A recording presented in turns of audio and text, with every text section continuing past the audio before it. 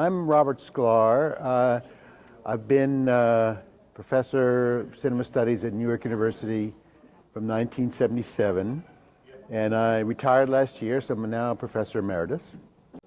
So to remember my first SCS conference, it was actually at NYU, New York University, in 1975, and I was at that point not in the field of cinema studies, but I was in the process sort of changing. I've been teaching American studies and history at the University of Michigan.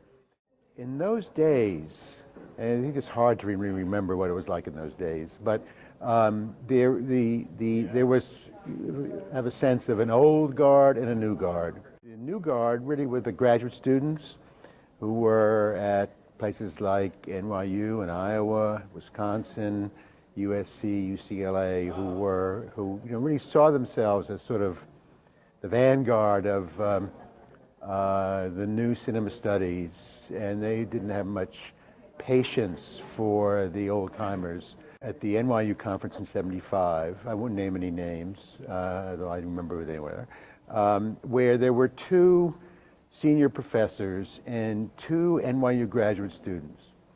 And they got to arguing about Jacques Tati's movie Playtime, and really how you go about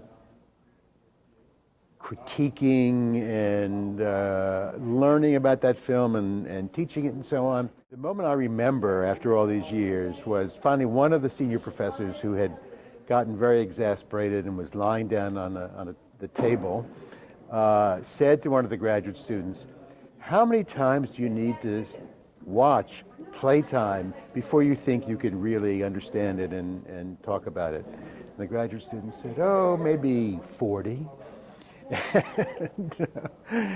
And that was sort of a moment that encapsulated the emergence of cinema studies in that particular time.